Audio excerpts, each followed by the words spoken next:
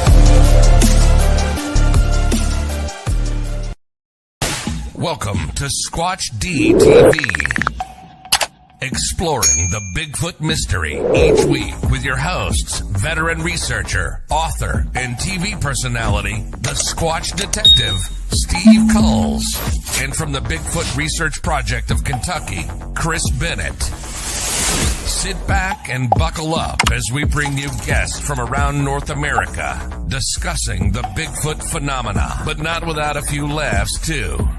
Here are your hosts, Steve and Chris.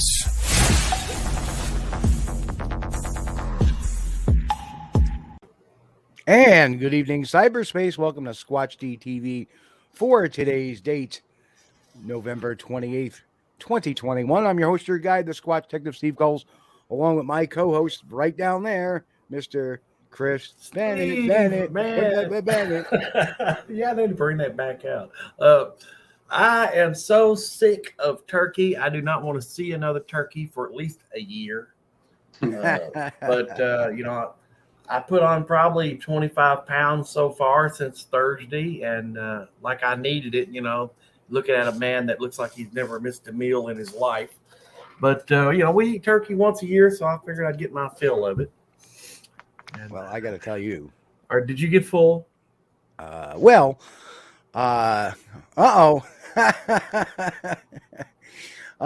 have to respond to something in the chat real quick. I just got called Mr. Palazzo, and I have to respond with this.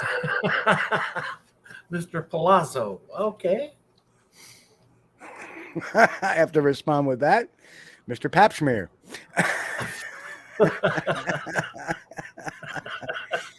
So, but no, I'll tell you what, I think we made like a 16-pound bird, and our company couldn't make it. Oh. So we had a 16-pound turkey for two. Oh my gosh. Yes, I'm going to be growing feathers, turkey feathers. Oh, I can imagine, dude. I think next month. We got the smallest bird we could find, and I think it was about 12 pounds. And there was three of us because, we don't do the family get together now on Thanksgiving because of the coop. But I am so sick of turkey, but it was really good. It was really good. And Sandy was a trooper. I'm probably sharing too much, but, the kitchen sink clogged up early morning Thanksgiving. And so she's washing dishes in other sinks around the house. She was a trooper. Had to work on the drain. Yep. It was a great Thanksgiving other than those two things. And the day after, we got a little bit of snow. Oh, you did. Wow. Yeah, I got trace elements of snow. I think it's snowing now, and there's Ooh. maybe a little. Well, let's see. The girlfriend got home. Fiance got home at what time? About 4:00, and there's about a quarter of an inch of snow on her car. Oh. So it's that time. It's a balmy 31 degrees here, and there's a sign that says snow coming. Well, on my marvelous. It's good. Hey, I promise you, in New York, you're going to have snow soon. Yeah, that's a guarantee. Yeah, that's right, Brent. I'm surprised it hasn't come sooner. Brent knows a little bit about snow too, doesn't he? Yeah. We're dealing with an atmospheric river right now, where the highlands are getting snow, but here in the lowlands, we're getting a lot of rain. You know, I got to watch out for Thomas and Leon up in Canada because all their main roads are washing out. So kind of keeping them isolated in certain areas. That's rough. Well, let's do the roll call, Chris. So we got, let's see, in the chat room. Wow. First in tonight was B. Lynn. Hello, B. Hey, B. And we got Jay Fritz. Hello, Jay. Bigfoot Jay. Okanagan. Leon, what's going on? Good to see you. Something to Sasquatch about. That's Sean. Hey, welcome, Sean. And we got Western New York Bigfoot Investigation Group, a.k.a. Joe. Joe's in the house. Welcome. Trying to scroll down here. Lester Taylor. Hello, Lester. Good to see you again, brother. West Coast Sasquatch in the house. Hello. West Coast. Yeah. And I'm trying to parse too because everybody's talking to him. There's a lot about a chatty crowd here. Yeah. Well, the tall ones is here. Well, we know he's here. He's down there. Hi guys. Gary Johnson's in the house. Brian and Chewy go hiking. Brian. Hello. Go visit their channel, folks. By the way, Hairy Man Hoodwinks and Hoaxes. Hi, Nikki. Hey, Nikki. Visit her channel. And we got a lot of our good friends in here from the associated channels. We got quite the network going on here. Patty Troy, hello, Patty. Good to see you. Whit Helen, good to see you. Patty. Arthur again. Arthur Watch. Hey, Arthur. And hello, Arthur. Good to see you, brother. Prairie Fire's in the house. Prairie Fire. Hammond Chris with his typical greetings, mortals. And of course, Bo Sox 3131. I am the head usher. Okay. And to that I reply, wait for me. See, I screw it up all the time. I know wait for you. You wait for me. There we go. We got that out right. Bigfoot Society in the house. Hello. Bigfoot and more in the house. Coin 777 playing the COVID game. What are you talking about? He's probably talking about the Thanksgiving Day massacre. Yeah. Angel Nolan, hello. Angel, good to see you. Yeah, welcome. Bigfoot New York Todd. Todd, welcome. There he is. Life is a Flyway and Uncle Bones too. Life is a Flyway. I like that. Uncle Bones. That's a good one. So we got everybody in the house here so far, and it's good to see you all. Welcome to the show. And tonight we have our good friend from the tall ones, Brent from Washington State. And we want to talk about Washington State Bigfoot here. And I still haven't found him up here yet. Yeah, we do want to get back on the topic of the creatures, because the last few weeks we've been talking about other things that have been kind of messing with the Bigfoot world. So we would rather just talk tonight about the creatures.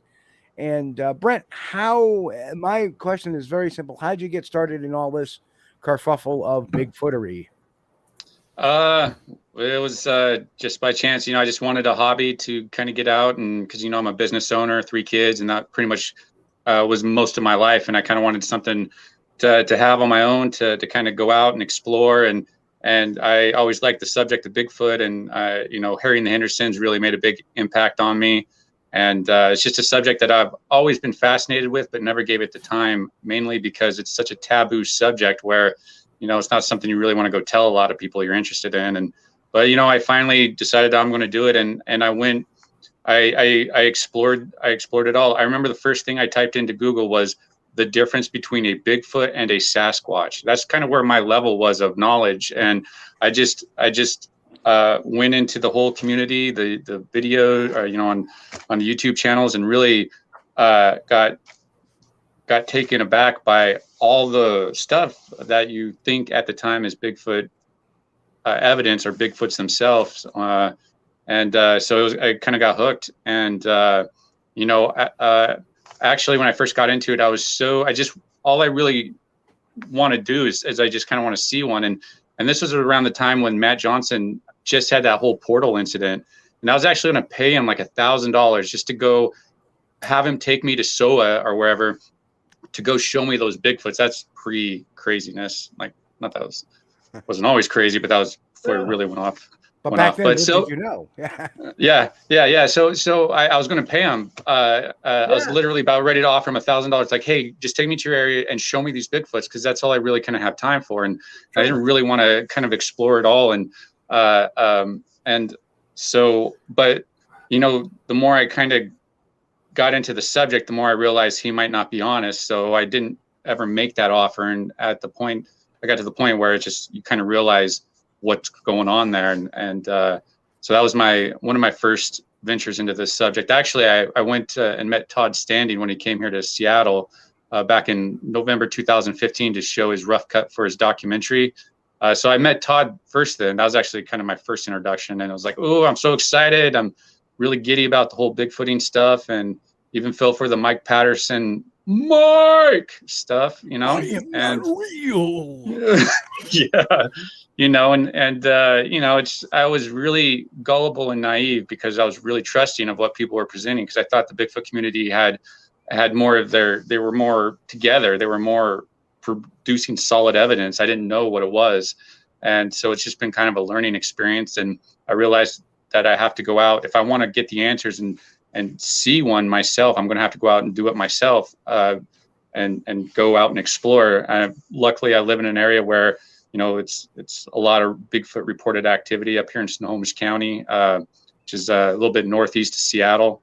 And it's got a lot of history of Bigfoot, and same with the surrounding counties. And so I just go out and try to put myself in situations where Bigfoots are, and done a lot of exploring on game trails, no trails, whatever, just trying to come across one. And I think I'm like on my 5th or 6th year now of doing that. And, I've had a lot of interesting stuff happen, a lot of stuff that people would say is Bigfoot related, but I can't really say that because I didn't see what was creating these different experiences. And so I try to keep my investigation or my journey into the whole Bigfooting thing as bias free as possible, without any confirmation bias or anything, and or priming. And so that's why I kind of label things, not Bigfoot, because I can't say for sure Bigfoot exists because I've never seen one. And it's a lot of fun. It's quite the journey. And, it's just a lot of fun. The people you can meet, the experiences that you can have out there. And it's funny how you didn't realize when you get into this that you actually have to learn about all these different fields, like human psychology, or, the ecology of the forest, and all these different things that you didn't think you need to know, but you end up having to learn in order to find out what's not Bigfoot. So definitely been quite the journey. Well, Brent, I noticed the Washington State, they've got a lot of mountains and a lot of forest. Is it? I've never been tromping through the forest. I've driven through there, but I didn't get out and do any field hikes. Are the forests there? Are they all considered rainforests, or is that only like in the northern coastal area? Where you have a lot of moss growing on the ground and stuff, a lot of moss on the trees and stuff. Yeah, there's 2 main mountain ranges in Washington State that Bigfoot is suspected to be living in. One is the Olympic Peninsula, which is a rainforest type forest, and I'm sure everybody knows the Olympic Project. Mm-hmm. They do a lot of good work. And the other main mountain range is the Cascade Range, which goes all the way from California up to Canada, which is a good pathway. And that there itself is also a rainforest on the west side. We have the rain shadowing effect. So on the east side of the Cascades, it's pretty much barren, it's dry, it's it's not much going on there.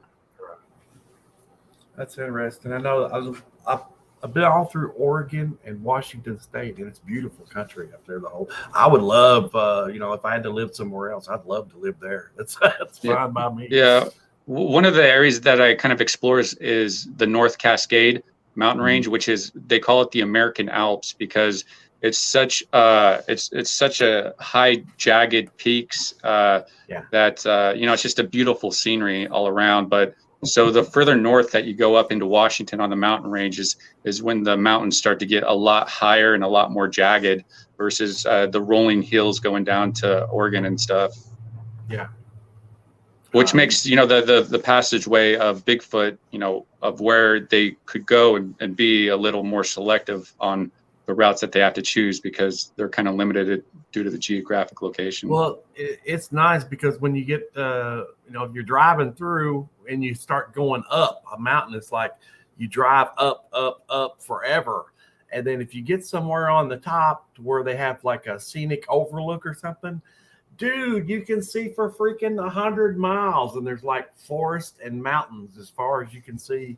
I can't imagine a better place, for them. That's probably why there's been so many sightings in Washington State.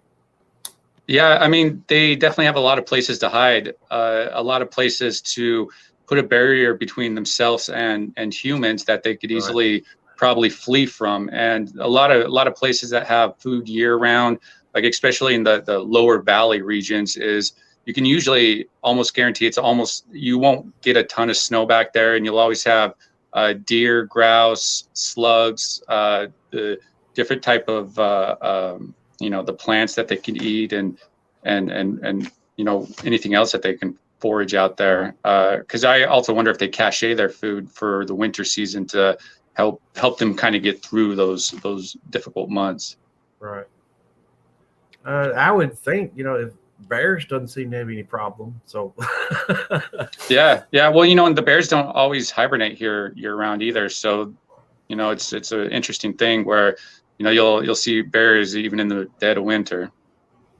Wow.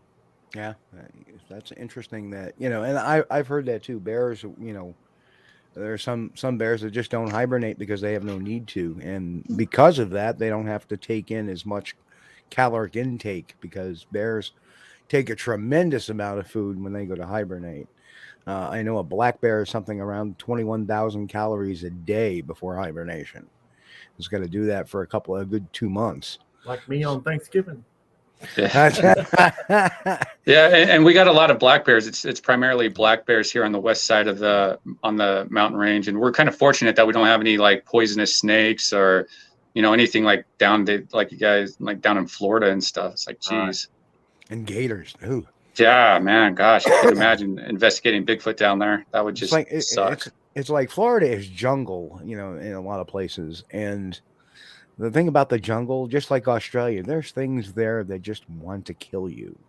Mm-hmm. And it's not I've spent some time, not too much in Washington State. I've spent some time very briefly in Spokane, but nothing. I used to live there. Yep. Okay, there you go. And spent some Sherry Dietrich. Hi, Sherry. Spent some time in Oregon, which is close to Washington, and it just struck me as, this area where it's just the fertileness of the whole area is just incredible. Why wouldn't the majority of the population of us, Bigfoot, Sasquatch, hang out there? Because there's little predation they have to worry about. There's there's plenty of food, bountiful, very mild type of winters, and there's people in Northern California and in Oregon and Washington. I'll say, what do you mean moderate, mild winters compared to what we have on the East Coast? Pretty mild. Yeah, it's not too terribly bad, especially the lower you get to the sea level, and I mean they're not too terribly bad as far as the winters go. Now, and that's something I didn't really realize myself for a long time, was that our grizzly bear are primarily in that Rocky Mountain zone, the Montana, Idaho, Wyoming, those areas. That's where your populations of the grizzly, move about in North America, not so much on the East Coast, not so much on the West Coast. We have grizzly bears in eastern Washington. They just tagged, I think, an 11-footer or 1,100-pound one last year. Yeah, it was a big one.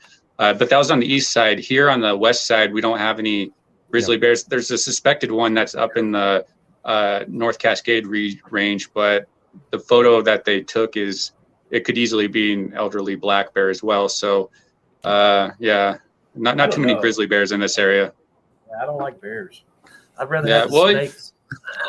Yeah, well, I've encountered like 5 or 6 black bears, and they always just run away. I actually got a really cool video last year of a black bear that kind of came into camp and just started eating all the berries off our off the bushes around there. And it was stupid, but I was able to get really close to it and really kind of really observe it and document it and smell it and then just took off. Yeah, they are very skittish, most black bears. I wouldn't mind observing one if I was inside the car. I might even roll the window down this much. I was about 10 feet or so, and wow. And I got it all on. I got it all on video. It's on my channel from last year, and it's really cool because we didn't expect it, and it's an habituated bear because the area that we're at, it's on the Mountain Loop Highway, which it's a lot of dispersed camping ground or camping spots along there, and I'm part of a Mountain Loop Highway camping group, and I posted it in there and to talk about this bear to kind of give warning to other people, and I was surprised to find out how well known that bear was. They actually gave the bear a name, Elliot. That's the bear. That's what they called the bear because it was just such a well-known bear that would come around, and that's really cool to humans, which is dangerous. But yeah, it's just something that with marshmallows and hot dogs. Yeah. I mean, it didn't seem to care or even come into camp or anything. It was just munching down on all those berries that were just plentiful all around there. Yeah. It was a really cool experience though, because the bears that I usually encounter, they take off. You just basically see their ass in running away, and that's pretty much it. Yeah, that's the great thing. That's why. We always walk. When I tell people, when we go in, don't bother trying to sneak around. It'll keep the bad critters away, and it just makes the tall guys just a little curious on what we're doing. And we don't act stealthy. I've watched shows. These guys are walking out in the woods in bear country, and they're the whole time they're walking, they're saying, "Hey, bear, I'm coming through, bear." Yeah. Yeah, that's what you got to do. It's like I get into some shady areas, and it's just like you got to just start yelling out for bear because we do have to be mindful. I mean, that's why I carry a 9mm with me, not for Bigfoot or anything, but just for the potential animals that you might encounter or the potential crazy person, really. Yeah. Yeah. And like in New York, we have, as Joe puts that, we have an estimated 6,000 to 8,000 bears in New York. Yeah, we got about 25,000 here in Washington, roughly. Wow. Yep.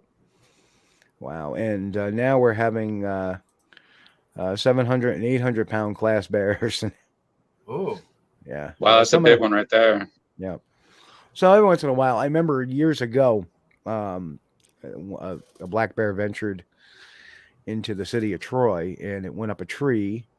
And my God, the cops panicked. They had like they had like a half square mile blocked off. Oh wow, that's funny because every spring here, like, because I live in an area that's kind of butting up close to the Cascades there.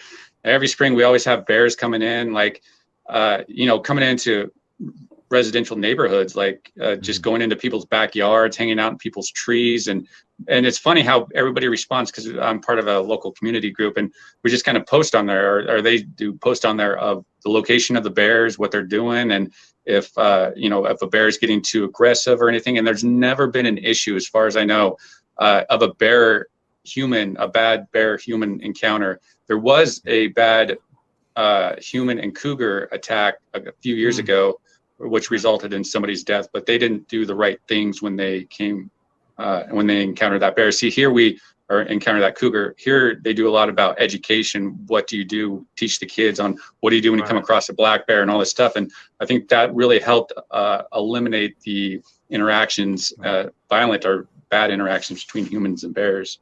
Right. Makes sense. Now, what do you think, or why do you think that everywhere there's black bear,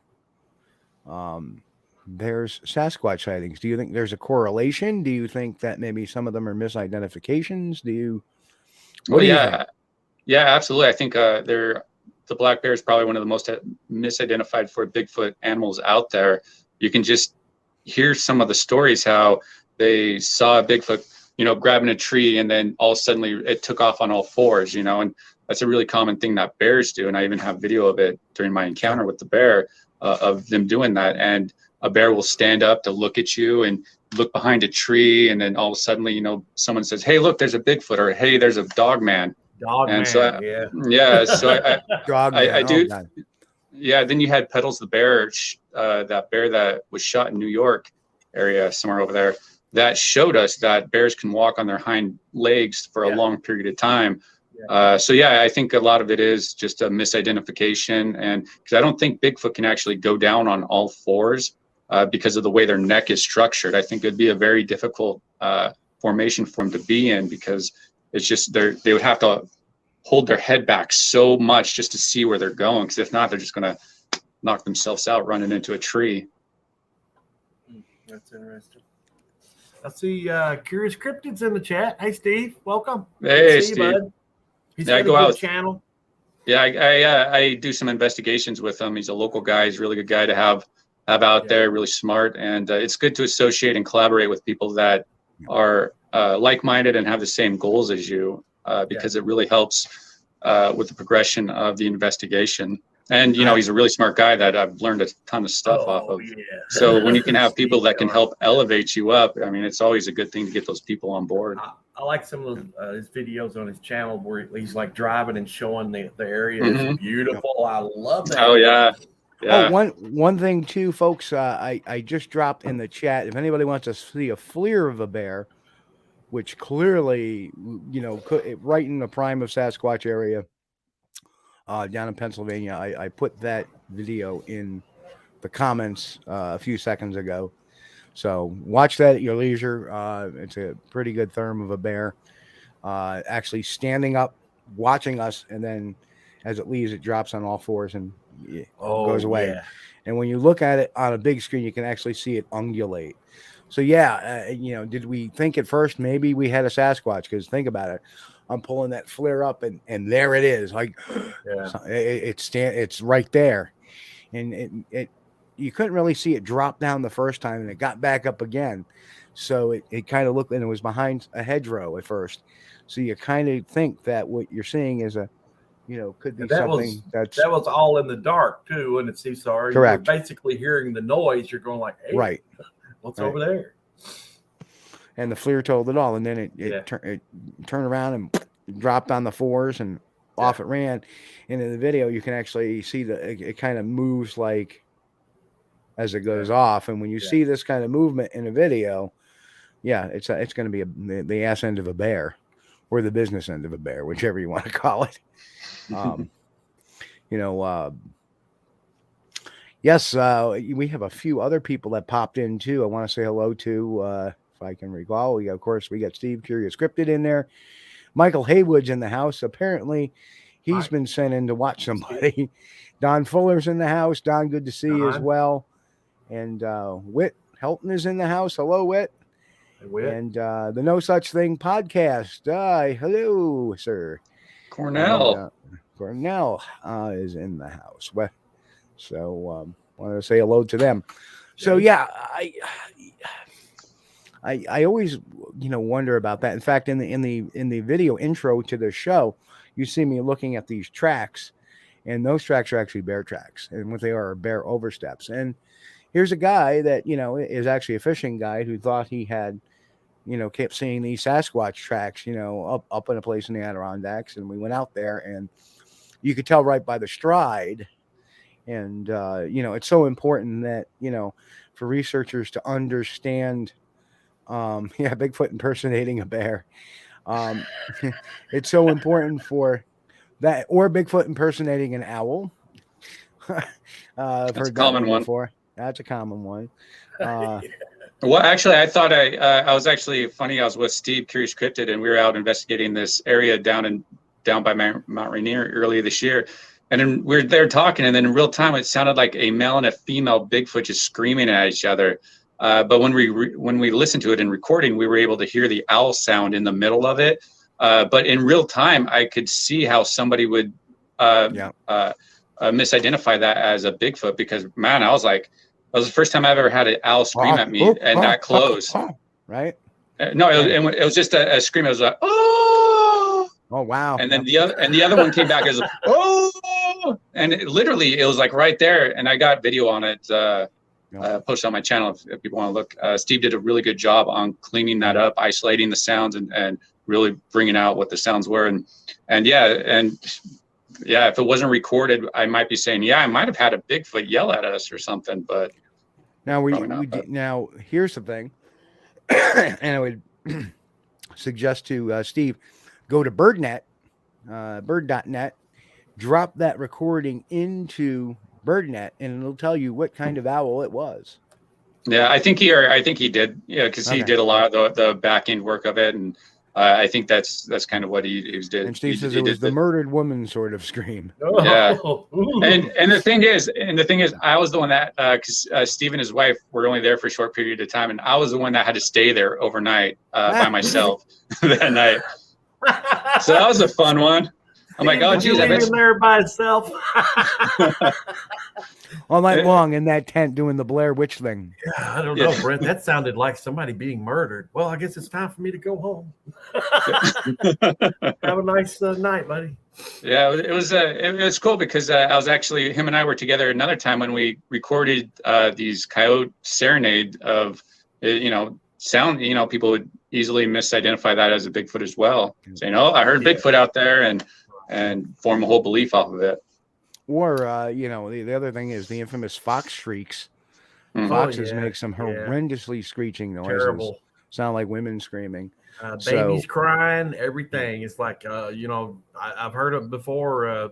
My dad and I actually, when I was I don't know if I was a tween, 12, 13 years old, and there was screaming. Did you just use the word tween? Yeah. Tween, I think he did. Either 12 or 13. And there was some screaming across the road. We were like, what the heck? And then we hear like, like a baby crying. Like, oh, shit. We got to go check this out.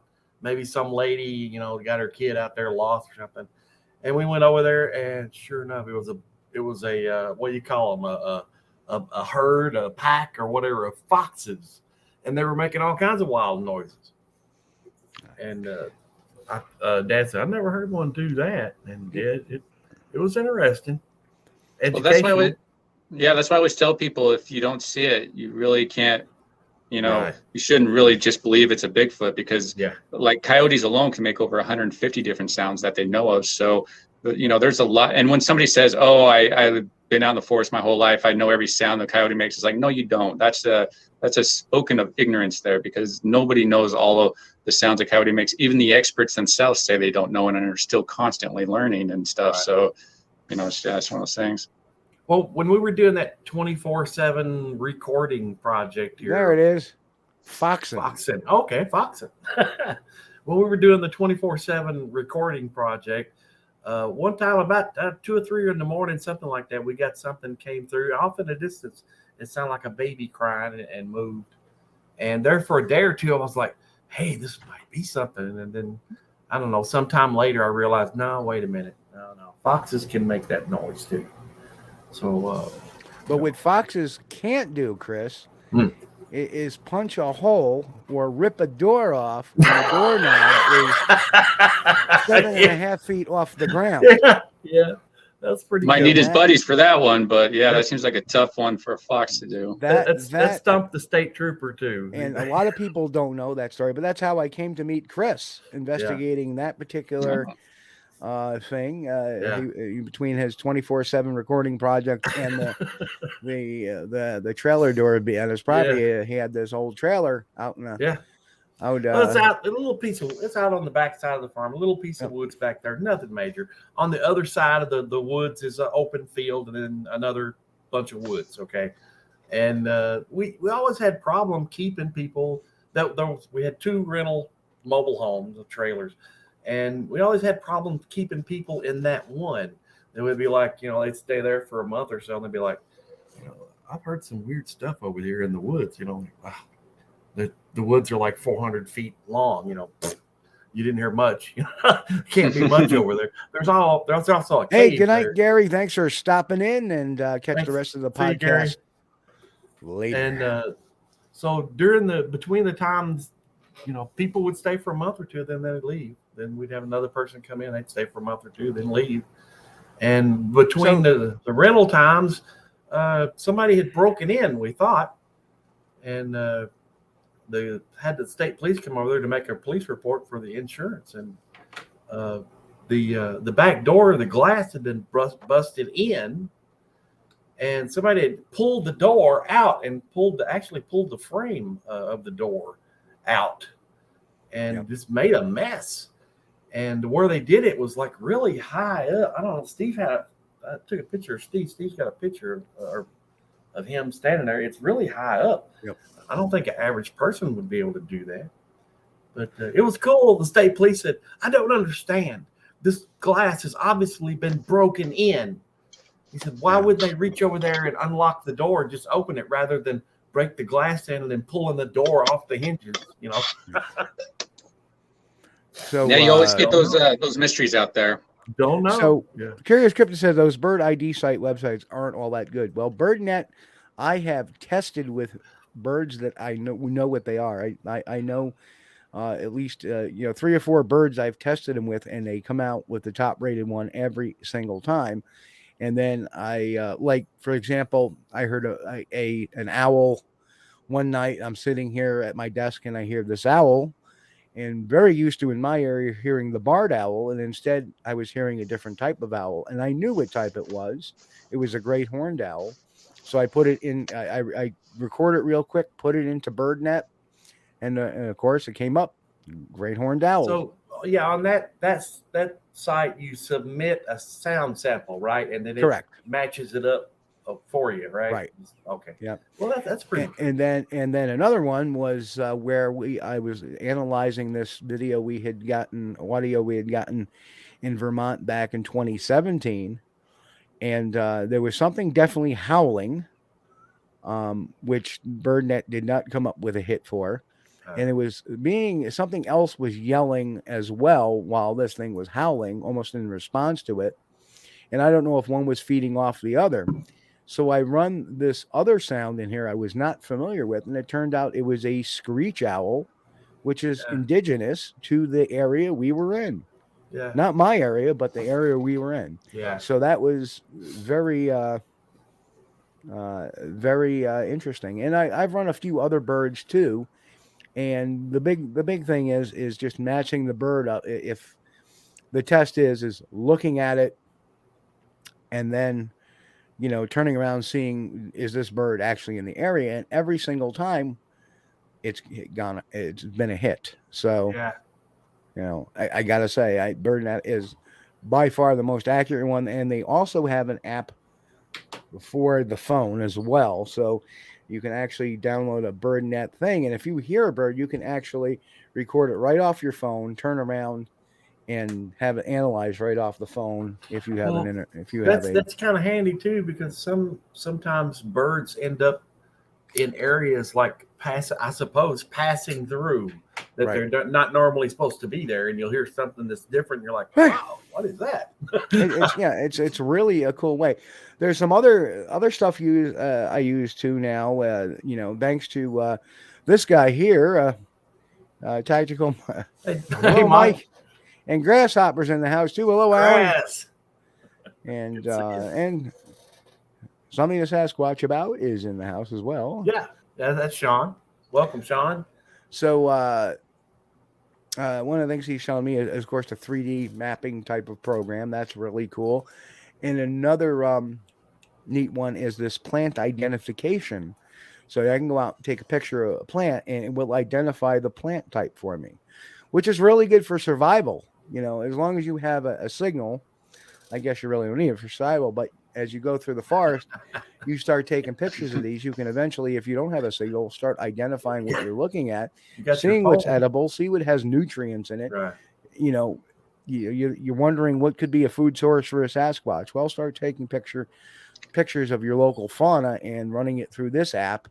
And hey, why wouldn't you know? It's got some nutritional value. That's a project I've been wanting to do for a long time, is to go through the area here and pick out all the viable food source for a Bigfoot to choose from, all the way from plant-based up to animal, on everything in between that Bigfoot has opportunity to eat when they have to eat it, and everything to really kind of help dial in that, there could be a population of Bigfoots living out there, and the calories that they need are out there. Yeah, smart. Yeah, not only to determine what the Bigfoot could be living on, or Sasquatch could be living on. It's good to know stuff. What can you eat in your local area? That's good for you to know. No, it's true. And, you're already out there. And I don't know, Bigfooting is kind of incredibly boring sometimes unless Bigfoot really shows himself. So it's a good thing to do while you're out there too. But, because people already say, hey, just act like a camper, or just act like you're doing whatever. Don't act like you're looking for them. And, maybe that will work. Maybe that's how I'll get my sighting. That's what, I used to love going out and just finding a spot, get a few miles away from any main roads, and find a spot, sit down, lean back against a tree, and just listen to nature, and enjoy it. Take in your surroundings, enjoy it. And, And again, it's time for a quick educational break here. If you haven't got one of these and you're out doing research, make sure you have one of these, and that's Peterson's Guide to Animal Tracks. Another book I have too as well is the Tracker's Handbook. So written by So, and of course, this is also very important to have, is a predation ID manual.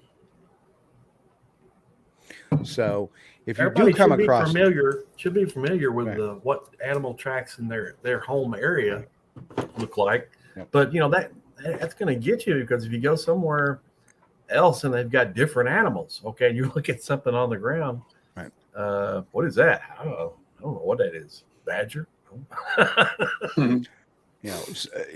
Somewhere I have a picture of me examining a deer that we had come across, and most of it was gone.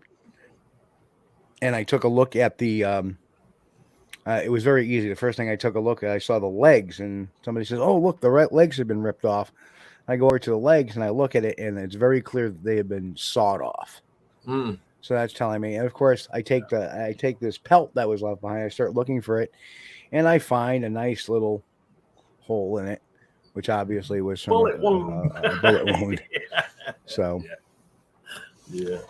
So, there's so many hobbies built into this hobby. I mean, for everything from track casting to, you can, what's not to say that you come across a coyote track and you want to cast it. Why not cast it? If you have casting material, right, and you come across a good bear track, a good coyote track, cast it.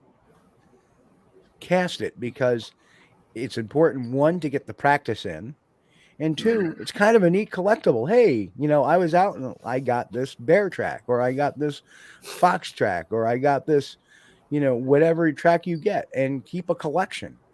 That's something I want to do more, is to cast more of the animal tracks that I come across, because there's a particular area that I go that is really good for, man, we just come across all types of bear tracks, or bear, cougar, any type. So Don Fuller asked and I know it's a serious question, do they have Bigfoot featured in them books? And I know what he's probably getting at, like, what's the importance of learning that when you're looking for a Bigfoot?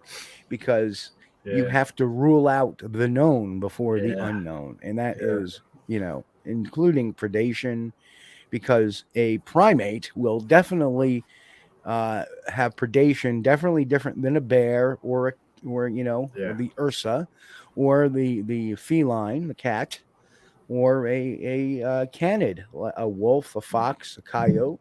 So you have also, to be black bear, and I've been told that grizzlies do that too, but we don't have any around here, so I can't confirm that firsthand. But black bear will tend to walk. They'll put one print, and like the right front and the left rear will go on the right front. Overlaps it. The black so you end up, instead of having two short tracks, you'll have one track about this long with pretty decent looking toes on there. So it's you need to know. I casted some beer once. Does that count? Well, but if you're looking at a bear track, more than likely it's going to have some if you look up in front of the toes, there are going to be some little marks in the ground. Like, oh, claws. Yep. You know?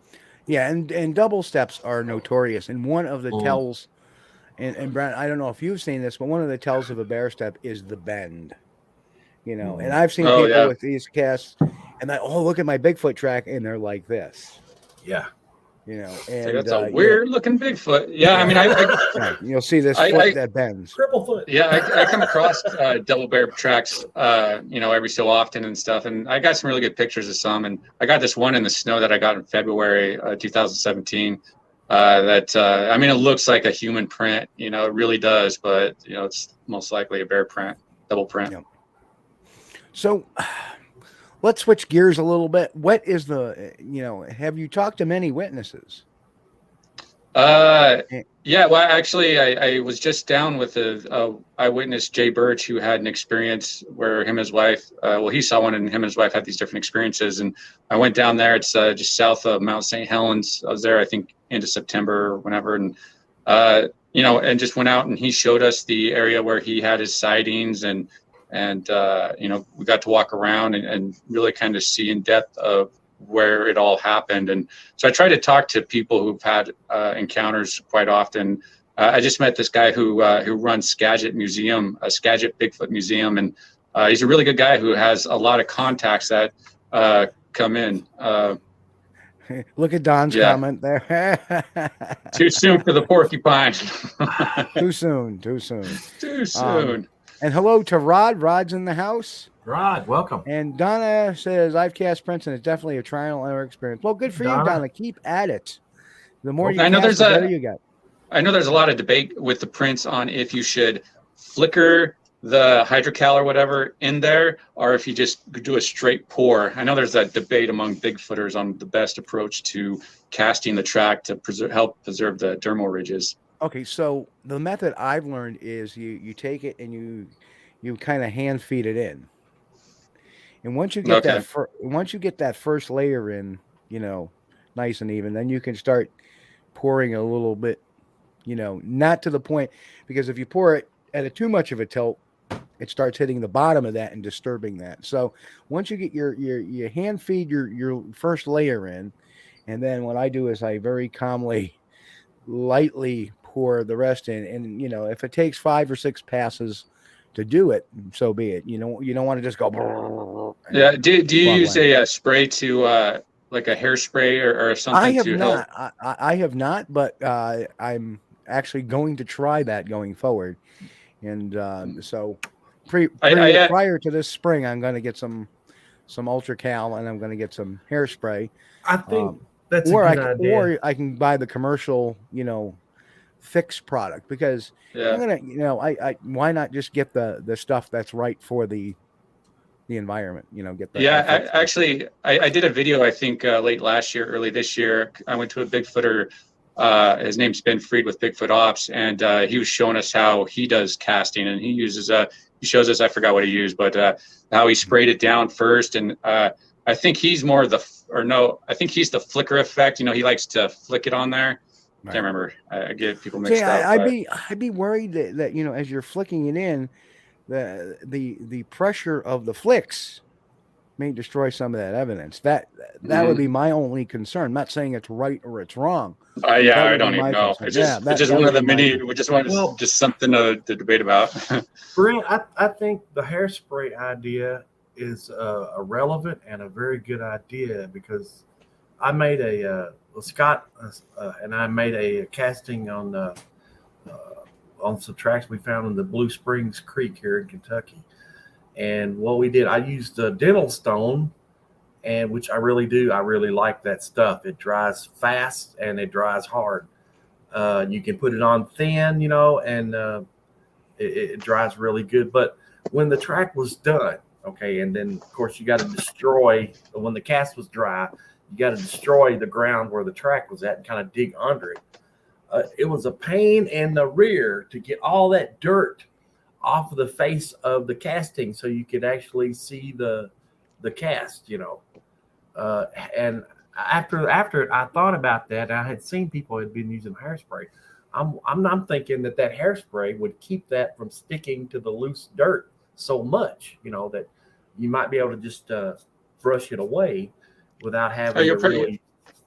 We'll probably have to eventually wash it off, all the loose off. Yeah, but I would definitely, make some videos, guys, of using that process, because I'm all about education and showing other people. If you look on my channel, a lot of it is just highlighting other people and what they do and stuff. And but to get good information like that out, I think is really important, especially for the people coming into the subject, to really learn how to do it. Because if somebody can go out and get like that perfect track with the perfect dermal ridges because they saw what you guys were doing, I mean, it's just going to be a win-win for us all. Right.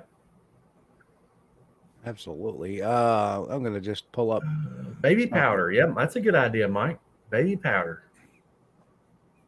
Something to keep it from sticking to the dirt that you're actually casting. That's the thing. So if anybody's interested over at the Squatch-D University, we've got some stuff about, advice of when to track cast, when not to, casting methodologies. Oh, wow. Including, basically, again, it's an evidentiary scene. So, I'm really big into, preserve the scene integrity, evaluate the scene, what kind of soil, how much moisture is present, how deep are the prints, measure your scene, do a sketch, select the print you intend or prints you intend to cast, Ziploc bag or bucket, the need the mixture, yada, yada, yada, yada. Yeah. So the casting, what you choose to cast with is really important because some of that stuff can take like well over an hour to dry. So you're sitting around there twiddling your thumbs, waiting for this stuff to harden up. Some of it dries quicker than that, Well, it just comes down to knowledge and figuring out, dialing in the best approach to casting tracks and stuff. And I admit it's not something I have a ton of experience in. And, what a good question. And for folks in the chat, if you have a question you want read on air, make sure you just do it in caps. It makes it a lot easier for us to spot. Yeah. As the chat scrolls up. Some of us can't see that well. Yep. So that's me. Well, actually, the funny thing is, Chris, I don't know if you know, but a week and a half ago, I had eye surgery.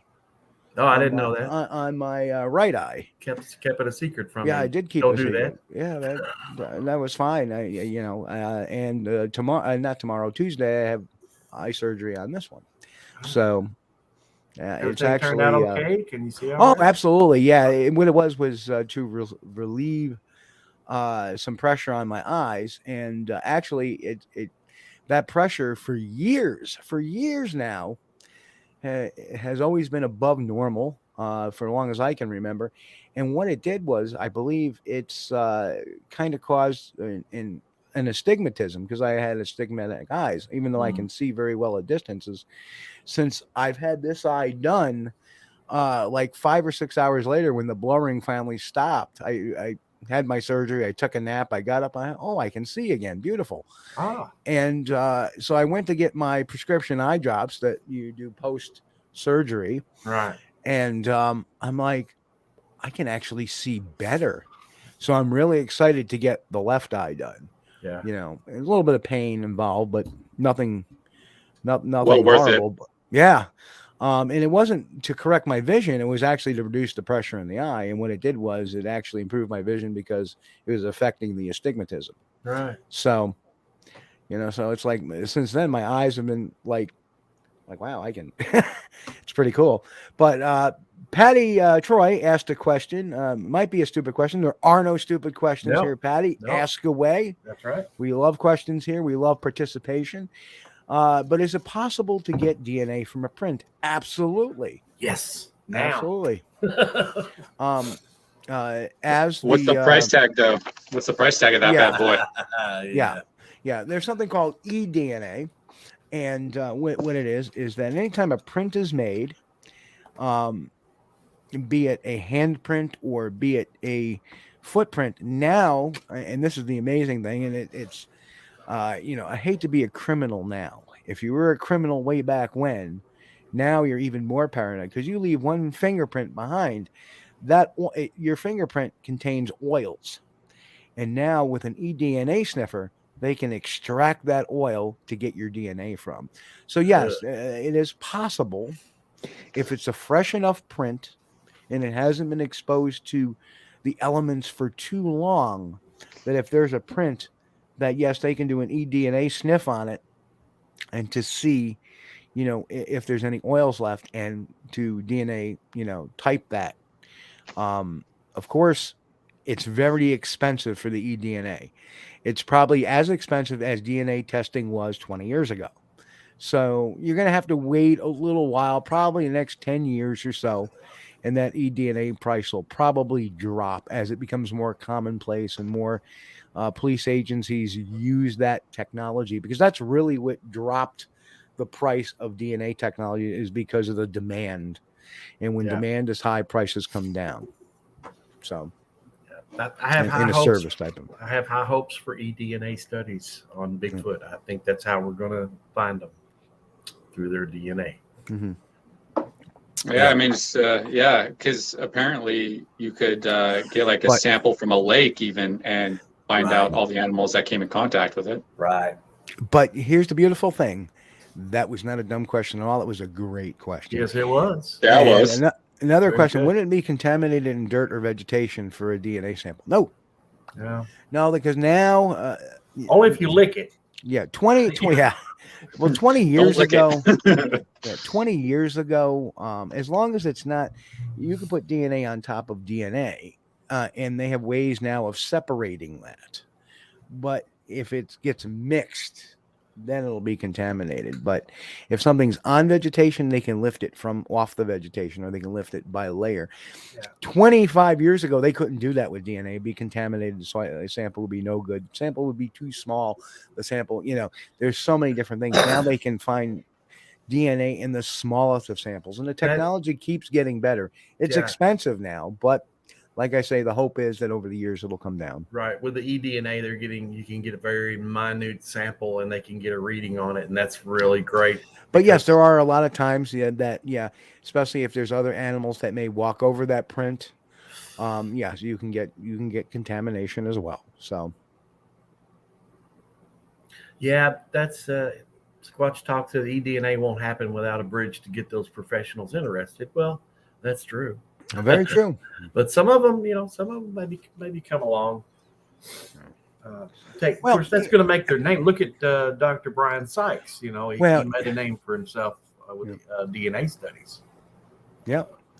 I'm sure he was already an influential person, but he became a household name among the Bigfoot people there. Raptor Crazy, wasn't there a DNA study group? The Sykes study was doing it for free. The Ketchum study was not.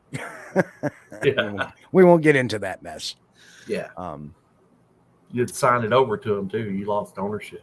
Yeah, pretty much. Well, thanks. I'll keep we'll do you can pay us and we'll do your DNA, but you can't talk about it. Well, I really liked, I heard Steve Curious Cryptid talking about the other day how he was looking into home DNA kit or home DNA labs that individuals could set up, because he came in contact with somebody that is doing that with mushrooms. I think they're trying to do something with it. But anyway, so this was all pre-COVID, and he was talking about setting up a little lab to kind of do testing on it.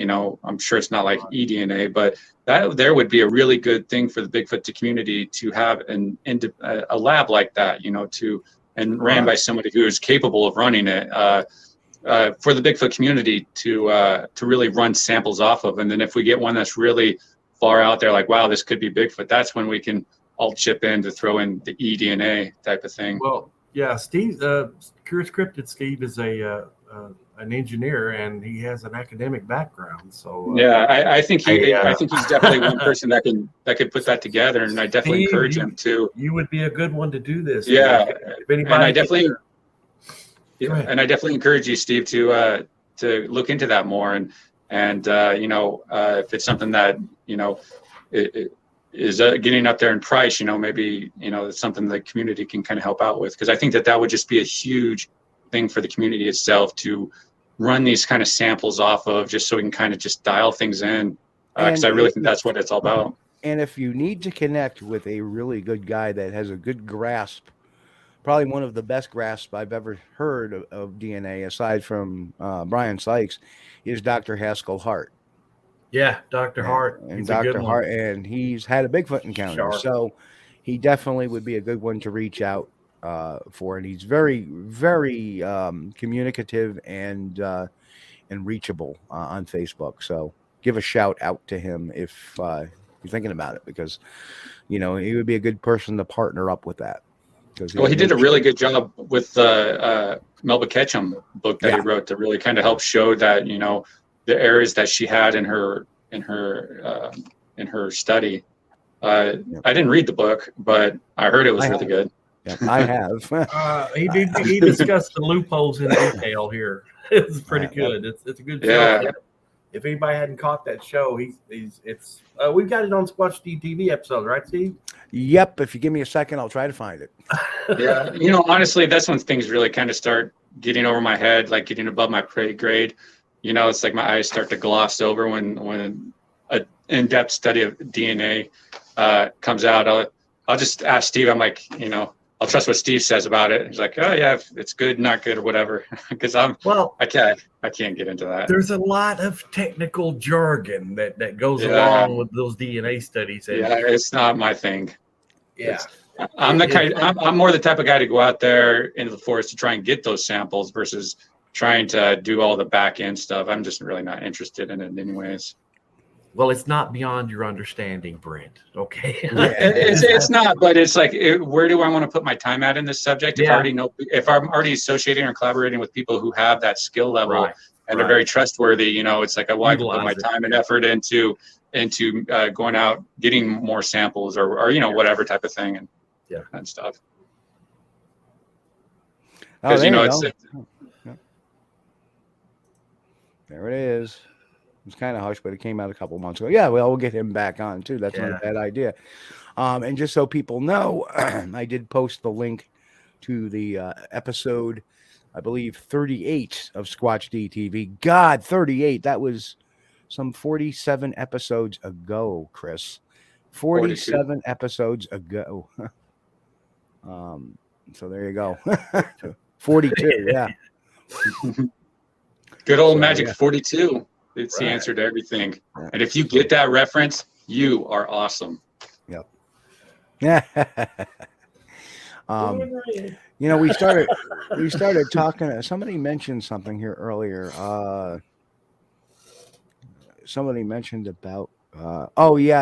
Chris, you mentioned about non-disclosure agreements. We're not talking about non-disclosure agreements today. We talked about enough of the non-disclosure agreements on Thanksgiving.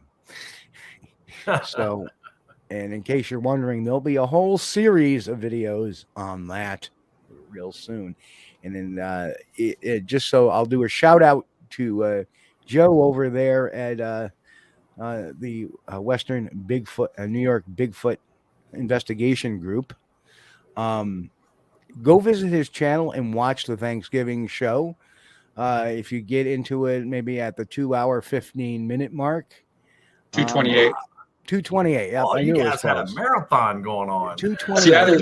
No. Actually, all the fun didn't start till the 2-hour and 28 minute mark. Okay. And it lasted for about another 56 minutes before that individual decided to hang up. Oh. And, I was here watching a movie and stuff, and I started getting all these messages like, "Hey, just check this out," and all this stuff, and I'm like, "Whoa, what's going on?"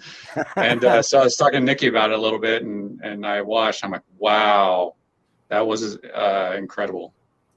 Yeah, so we'll give you a shout out. I don't know if Joe's still in here. He's probably falling asleep because he's been on. He does his show, and then he usually pops over to Nikki's show.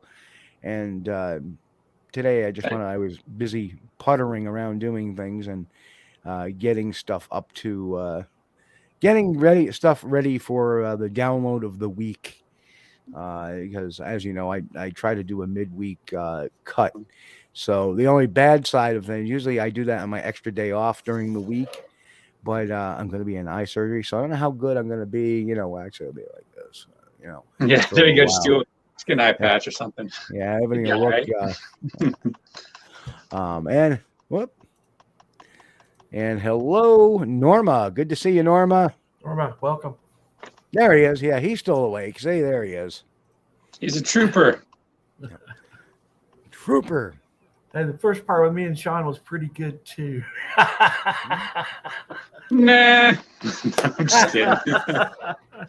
I was like surprised that the long discussions that they're having.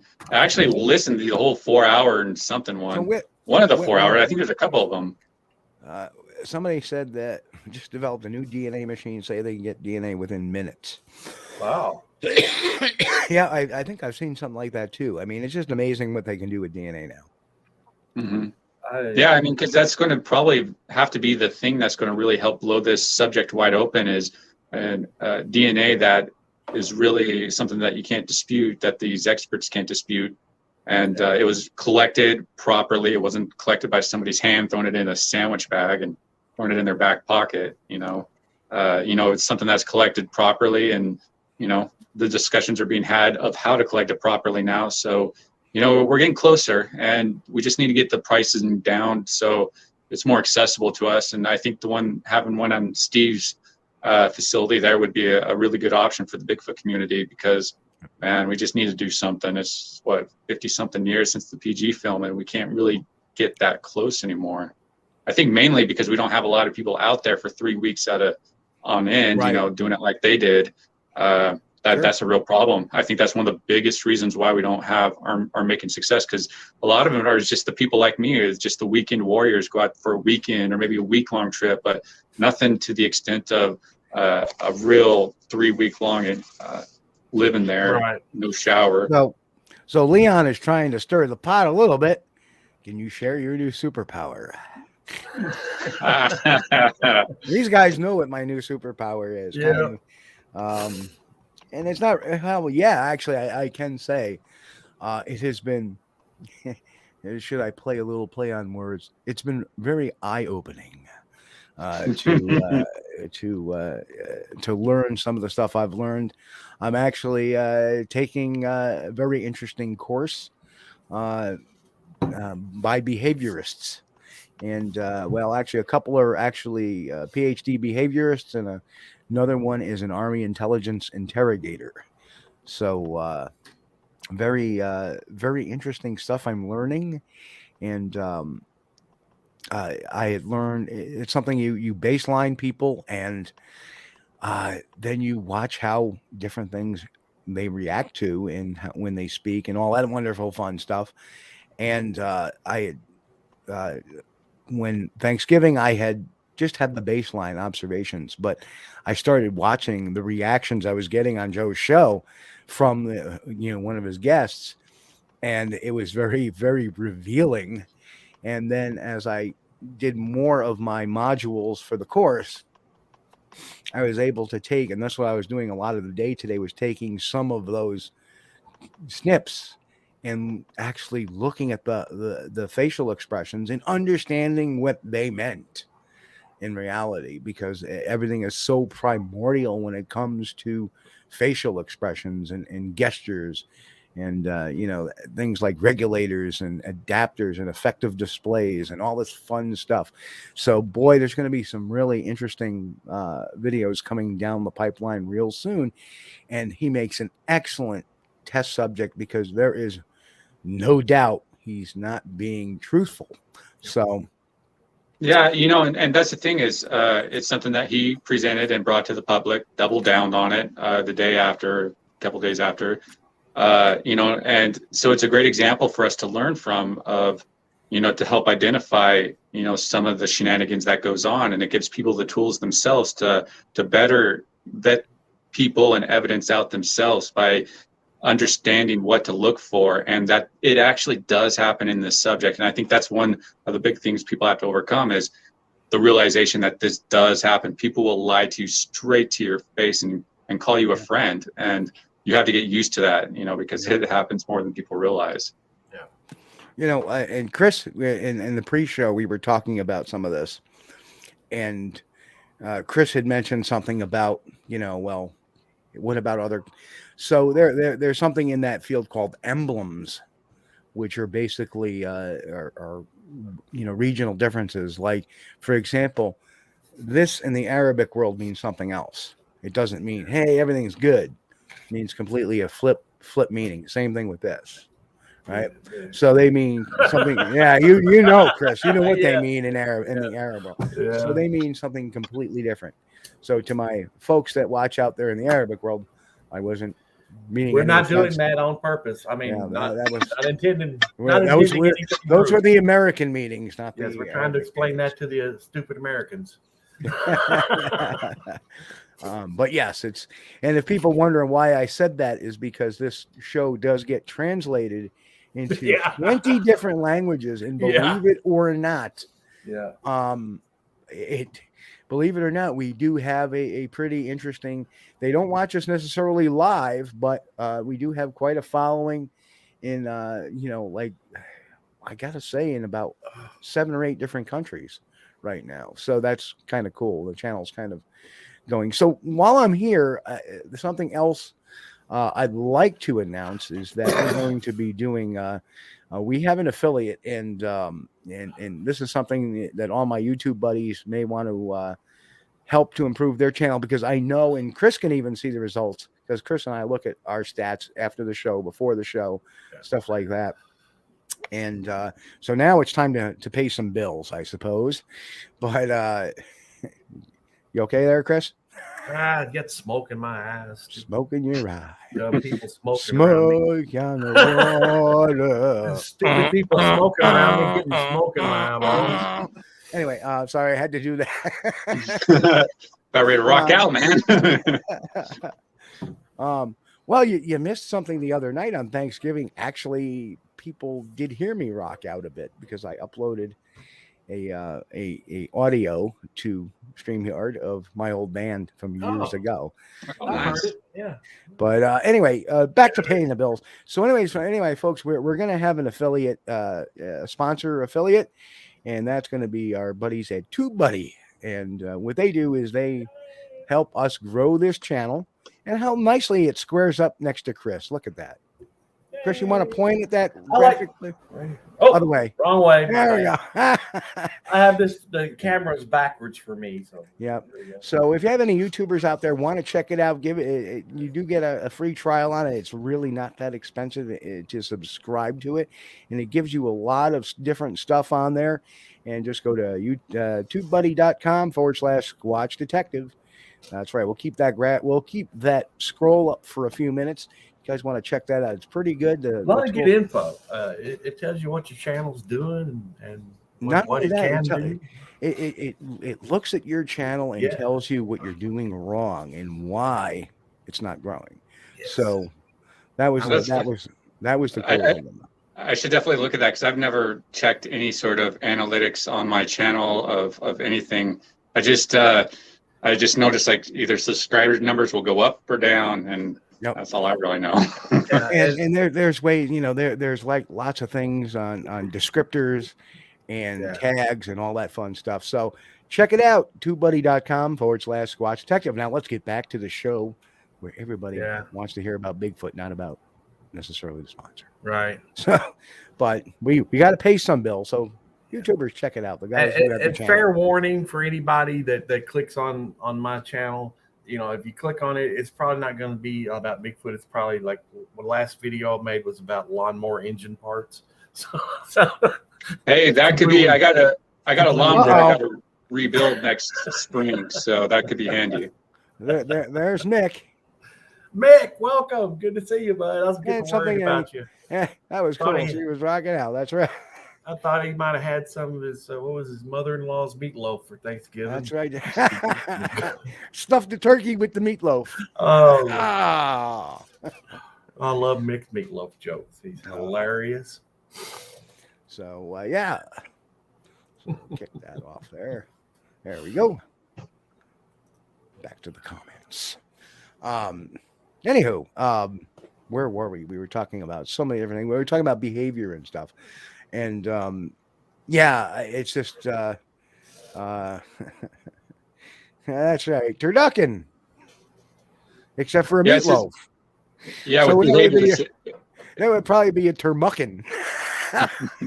Hey, put the meatloaf in there, You turducken. know, I had thought, okay, now me being like from Kentucky, and we don't do high society stuff here. I had thought a turducken was a joke, and it wasn't a real thing. But you know, really? through the magic of the internet, I learned that it is a real thing. People actually put a duck inside of a turkey. I challenge. I saw somebody do that, and they brought their kids in before they cooked it, and they're like, "Oh my gosh, it had a baby inside of it," and the kids just started freaking out. Remember that video? Oh no! Oh no! Yeah.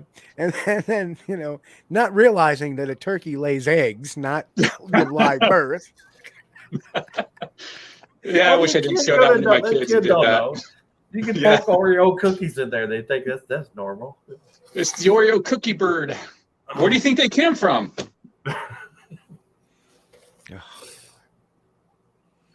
The birds. Wow, I've completely gone off the.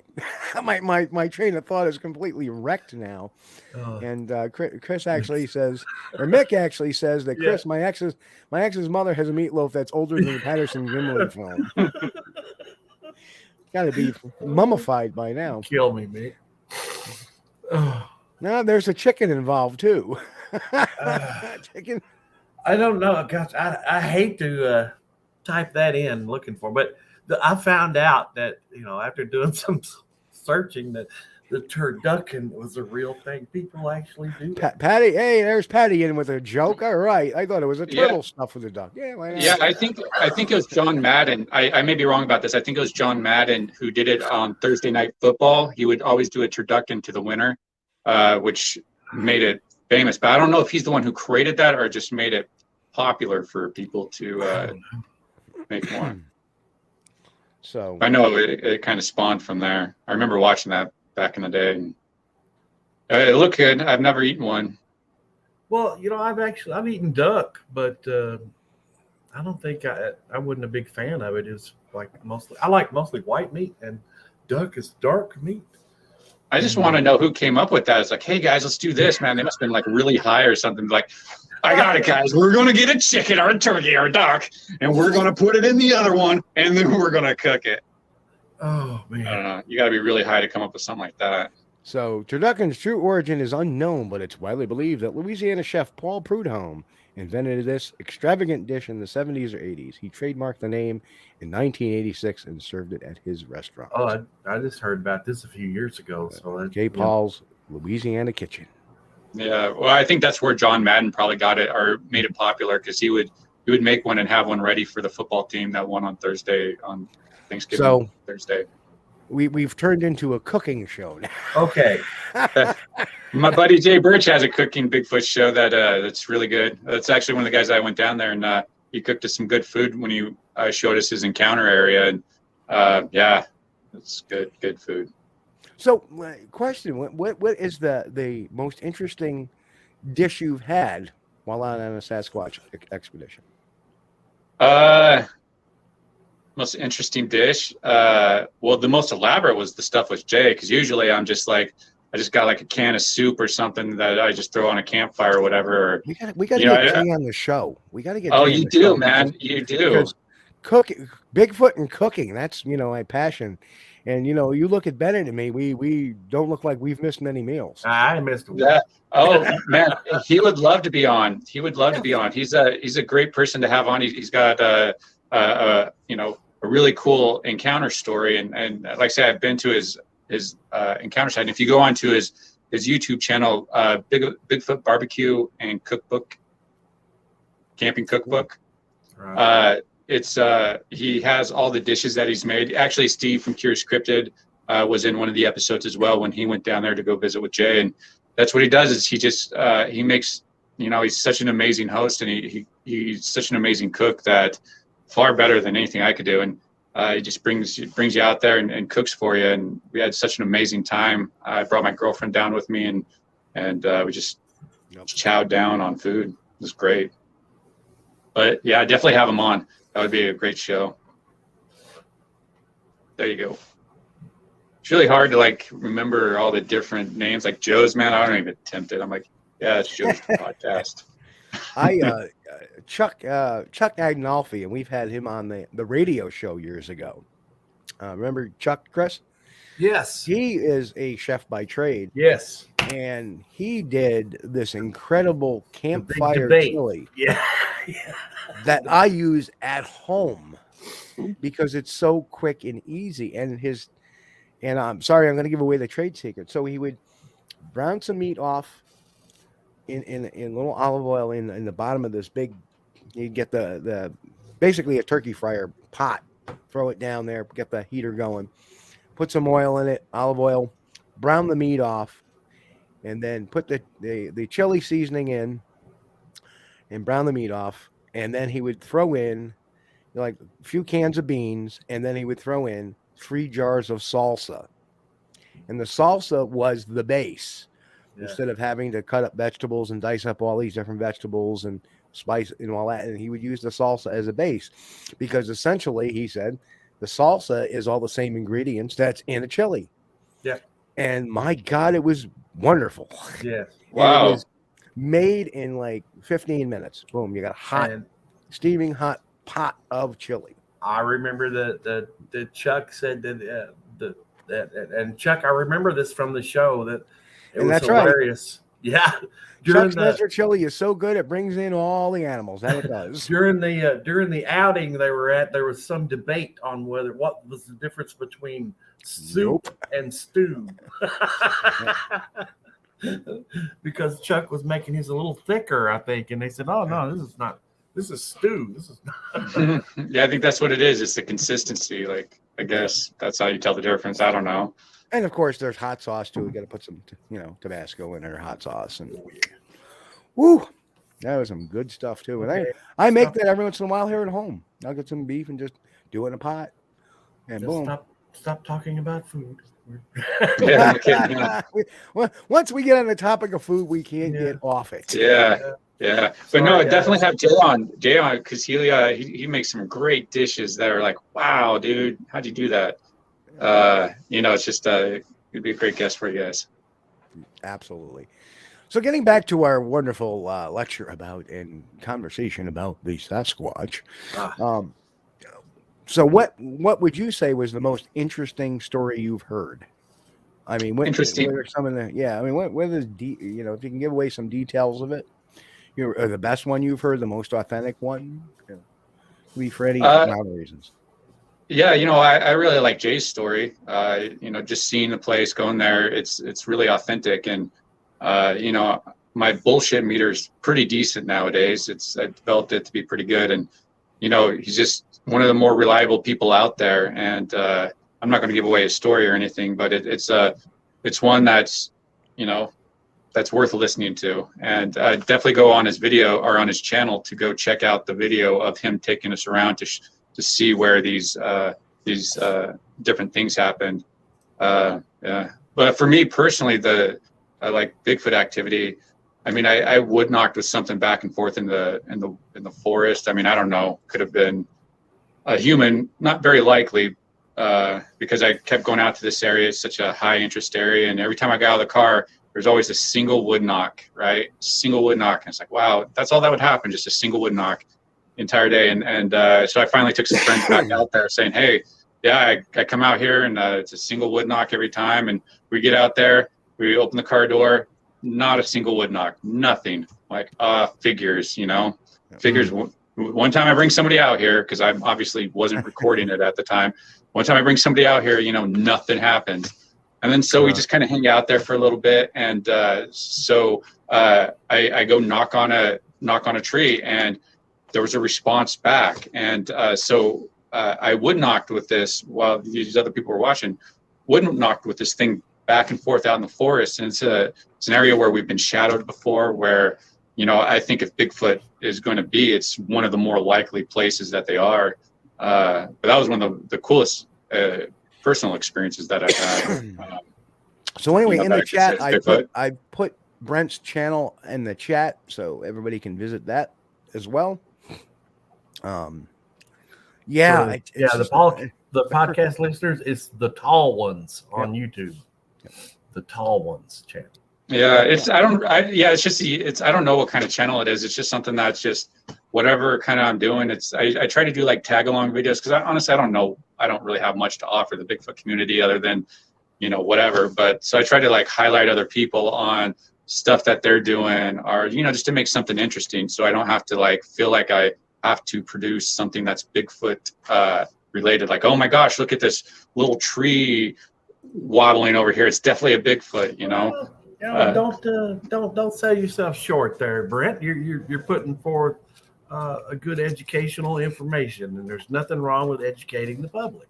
Yeah, that's more what I would probably gear the channel towards, is more education, to show people my journey on it, so maybe they can learn from my journey, so they don't make the same mistakes that I do. And because I don't think I'm going to be the one to blow this thing wide open. It's going to be somebody that we're going to be influencing, I think, coming down the road. And those are the people that we should really give them the best tools, the best information, so they can go out and get the information that we need to really not have this be debatable anymore. I am with you about what you said earlier about it's going to take somebody that goes out and stays in the woods in a hot area for like 3 weeks or a month or something. Months on end, yeah. It's somebody that's going to have to deal with being uncomfortable and no cable TV to bring home the real good evidence, because you can't. I mean, I don't know. There has been people that go out just on a day hike and like, they run across a Bigfoot. That's just. Mm-hmm. There's also been people that stand out and get struck by lightning too. It could happen to you, but it's not likely. More than likely, you're going to have to be spending a lot of time out there. Well, that's what I've done. I spent a lot of time out there, like literally going areas where people don't go for decades. I mean, you can check it out. I'm there bushwhacking and just trying to get to areas where you think you're going to run into one and stuff, and hoping that you will. And so far, I mean, we've come across interesting stuff, but nothing clear cut, because like you guys said, you're never going to sneak up on one. So don't even bother trying. It's just best to go out there and present yourself as you are and let them interpret your actions on, themselves. I think it's a good idea. So be entertaining, There's a Tall Ones channel out there on the page. I've also put a link in the description below for those who are visiting us in after the show. So that's all been done. Yeah, and the last video I have is the museum. I did a live stream from that Skagit Bigfoot Museum, which is a really good one. I encourage any local people to head up there. It's in Bellingham, Washington, or Burlington, Washington. It's just a really cool place. The guy has so much stuff, a lot of good information, and I'm going to go out and Bigfooting with him, going forward, just because we kind of, explore the same general areas. Right. And I see there's the food. That's a little music video thing that I did for when I went down to visit Jay and stuff, because his encounters on his site. I gave the video to him to have it on his site, and it's actually doing pretty well. I think it's like almost 16,000 views on it. Hey, this is a great video too. Yeah, I watched the video with Jay. It's got the background music. I love that. It's so relaxing, and you're showing. The area, the woods and stuff. It's beautiful. I love that. Yeah. Well, when I can't really figure out on putting something together that I think is entertaining, I'll just do like a music video, a collage of pictures and video that I have together, and just kind of present my that outing on that time, because I make videos not for evidence or anything, because I get people telling me quite often for many years now that they like the videos because I show the scenery, I show kind of where Bigfoot could be at, where they could be living, and I come across some amazing stuff. I mean, I come across a dumping ground for cars that was from like the 30s and 40s, and it's pretty much untouched, and it's like, it's amazing all the stuff that you can find out there, and I try to document it the best I can and present it in a way that might be somewhat entertaining for people to watch, and it's definitely quite the journey on it. I love starting. Patty has this nice thing to say about you. I'm new to this side of Bigfoot, but I learned a lot from Brent. He looks into the story behind the stories and is very generous in sharing what he learned. Yeah. So there you go. And Patty, I hope you'll be new to this show as well. We welcome you with open arms, as we do everybody. And, we always live by the 5 tenets: is keep an open mind, but, keep it real. Keep it real. Those are the first 2, basically. Always tell the truth. Number 3, 4, responsibility to educate what you know and have learned, and 5, expose the charlatans. The junk science and the hoaxers, and that's what we do here. And but if you take those first 3, 1, 2, 3, keep an open mind, keep it real, and always tell the truth, you'll do just fine in this thing. And always remember, your number 1 priority to have when you're out in the woods is to have fun. It's not fun. And I tell this to my group all the time. We're not out here your priority number 1 is to have fun, not to get evidence, not to, we have an experience, marvelous, great. We get evidence, even better. But the whole objective is to enjoy the company with one another, enjoy ourselves, enjoy our time spent with one another, because life on this planet is far too short. That's incredibly insightful that I've learned, over the course of the last year, how true that statement is. This is a fun subject. It's a great subject, but it's so much better sharing it with people that you could share it with, that are like-minded, people that will go on that journey with you and stuff. It enriches the subject so much more. And, it's just a really big aspect of it that I didn't really realize until, recently. But it's very true, because I'd rather do it with people than by myself. And Brent, I'm glad to call you a friend. I enjoy you too, man. Listening to you and talking and having fun with you. And, and we've been in a lot of shows and chats and after chats together, and we have quite a nice collective of shows going on amongst all of us. God, I think it's growing too. There's like 10 of us now, I think. I think it's great. I think this whole networking that we're doing is really great. That's one of my goals, is just to help grow it as big as it can go, and bring in people that I think are really good, high quality people. Like Cornell was one of the last people that got brought in, and Cornell, Dave with Bigfoot and more and stuff. These are some really good people to bring into the conversation. It's just so much. It's just so nice running across them, and like, wow, these diamonds in the roughs. Here you are, and it's like I never even heard of you until I ran across you. And I like to get those people back to more. And I gotta say, I mean, I have been in this now since '98. And the blogging and the show started about 2006.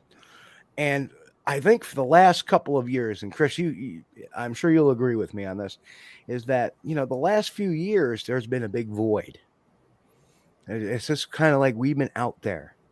And then all of a sudden, shows like Squatch Talk and the Tall Ones channel, and Hairy Man Hoodwinks and Hoaxes, and Justin Trepensky's Mountain Beast Mysteries comes out, and stuff like that, and Bigfoot Okanagan, and all these channels, and Something to Sasquatch About, and the No Such Thing podcast, and stuff like that, is finally starting to bring real Sasquatch research, real events, real analysis to the table again. And I'm, it's kind of like I feel good about it, because it's the right direction. It's the right direction, and it's been so long since I've had like-minded individuals out here trying to put stuff out. Not a channel like NVTV or these shows that put a lot of stories up or videos up, but no fact or science behind it. So, well, we should all be thanking you for keeping the light on for us all to catch up to you with, taking the leap of, because I could tell you right now, people do not like when someone is exposed as a liar or a hoaxer. It's incredible how the Bigfoot community will enable a liar and a hoaxer, and the attack that they'll do on the person that is calling out that liar and a hoaxer is amazing. So I'm sure that you've received a lot of that. I received some of it, but on some of that type of stuff, but I'm sure you received a lot of it, especially going years back, because I think a lot of us are agreeing that these type of conversations weren't being had, a couple of years ago or so. I mean, it was still taboo, where you were lit up and like basically ran out of the whole community if you kind of spoke up and had that. So I mean, thank you for keeping your standards and not letting them run you out, because it's the work that you've done and a bunch of other people that has helped us get to this point. So it's a group effort, and I really am enjoying where we're going with this, and I just highly encourage everybody to keep it going. And I caught Sean and Joe, you too, man, you too. We didn't forget. Yeah, you. Joe. That's right. I caught Sean's show of something to Sasquatch about the other night, and he was reminding everybody. He brought this up. There was a new picture of an old hoax floating around, where somebody had taken and took a photo with their phone off their monitor or something, and said, "Oh yeah, this is something new in New York," you know. And he had a good show, and he pointed out, "Look, this has already been discussed. They're bringing up old stuff from what was that guy's name? The Randall. Hey, Hart it's stuff. Matt Knapp in the house. And I Hello, really Matt. enjoyed that show. Hey, Matt. Yeah. Actually, Sean is a really smart guy that you should probably have on here, because he knows stuff that's like I feel I'm somewhat educated in this subject, but he knows stuff that's like I didn't even know that he like. I'm like, hey man, you should probably have this guy on your show, and he's like, no, that guy's a hoaxer. And I'm like, oh, and he tells me why. And it's like, oh, I see. So he's a really good guy. You don't know how good that made me feel to see another show talking about, hey, this is a hoax. This is already busted long time ago. Just disregard this. Something to Sasquatch about said Steve Wright. Remember Randall Hart? Yes, good old Beacon Bigfoot. Sure do. Beacon, yeah. Yeah, but no, he's a wealth of knowledge too to really kind of help show what some of these shenanigans are going on. And these conversations weren't being had as little as a couple of years ago. So the fact that they're being had now, and this information that was basically censored for the public is now getting more access to it, because these conversations are being allowed to happen more. Yeah. So it's a really good thing. I still love Matt's comment though. We can't run Steve out. He won't leave.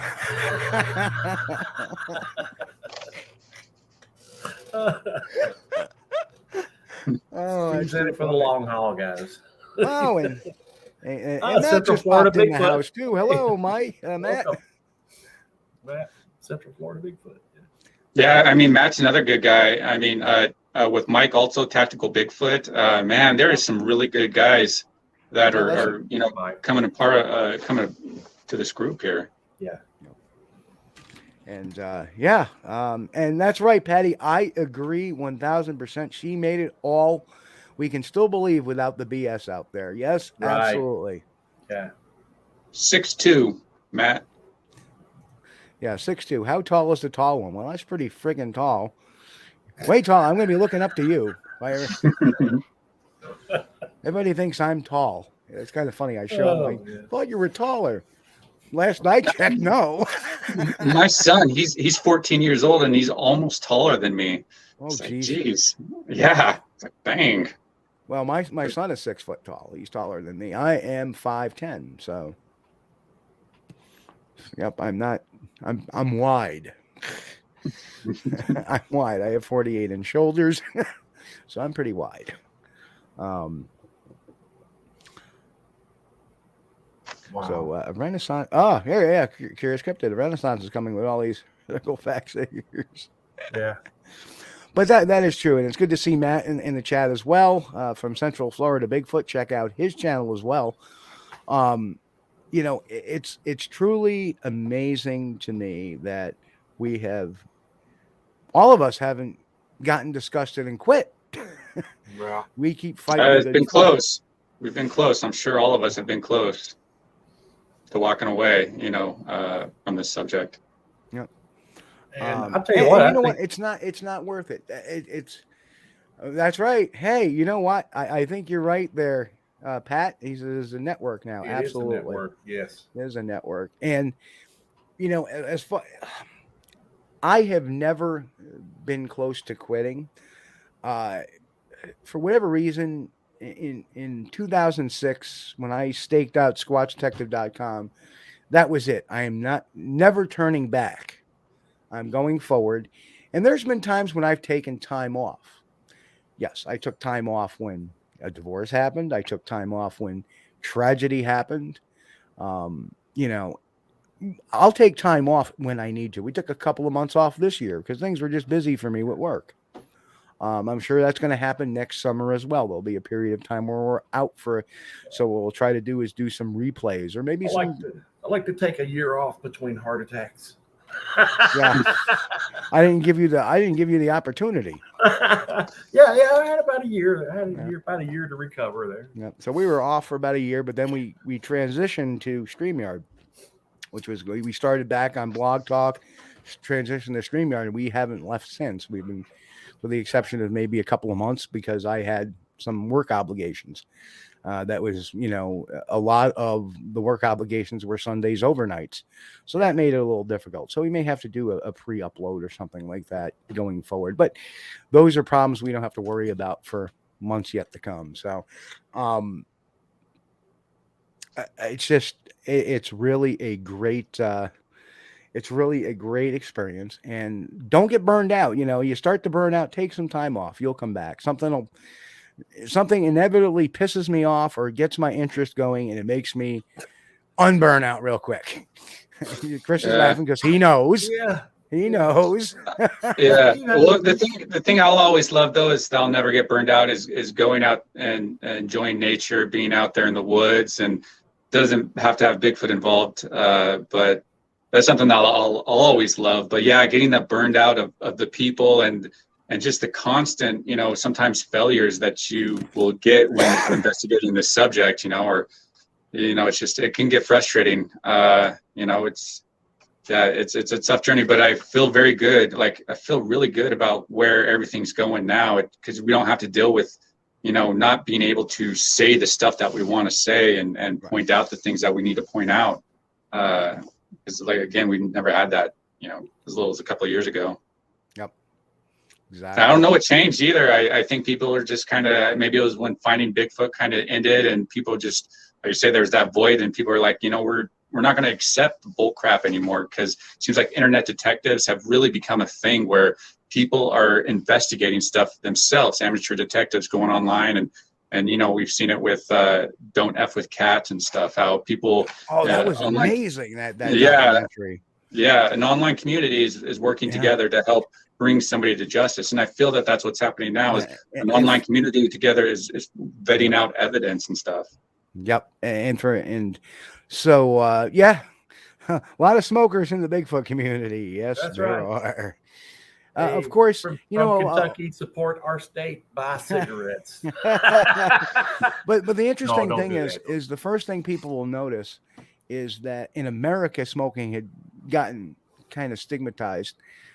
In Europe, most people smoke in Europe and in Asia, believe it or not. Yeah. More people, unlike here where, it's stigmatized a bit.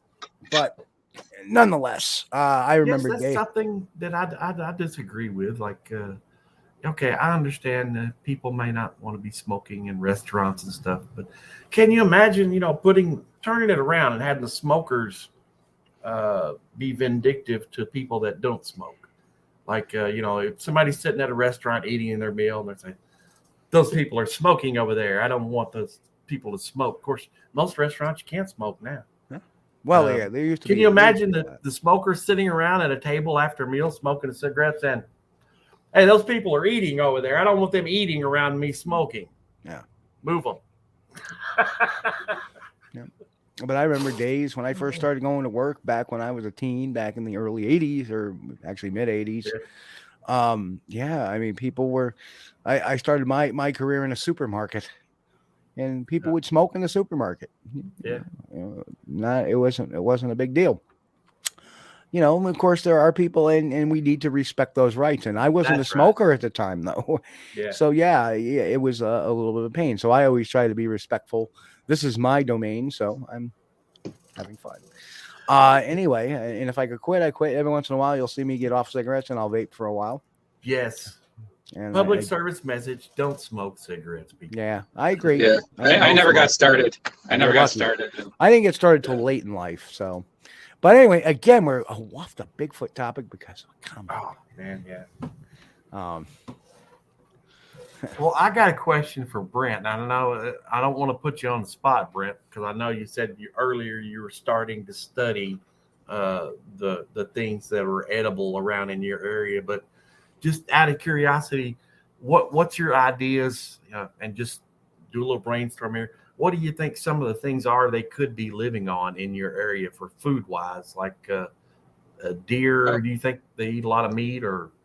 Yeah, I think all the way from like lichen to slugs to mushrooms to small rodents to grouse to deer.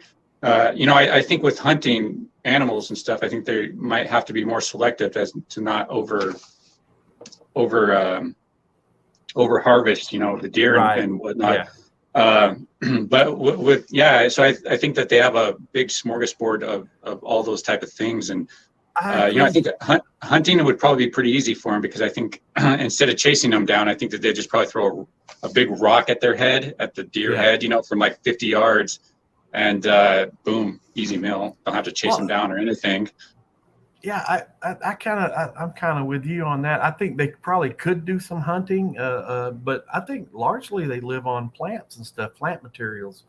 Yeah, fish. I mean, that's definitely very abundant and a lot of different options. That's something that I really want to get into, going forward, is really learning in this area all the different foliage that they could consume that would be beneficial for them health-wise, as far as giving them the nutrients to survive and stuff. Because there's a lot of different options here, like that I don't even know about. I watched like a show like Alone or Naked and Afraid, and you see all these different things that are edible that are options. It's like, well, geez, Bigfoot can easily eat that. And so there's a lot of different options. Like with meat, you can actually ferment meat to store it for a long period of time, so you don't have to worry about it rotting out and stuff like that.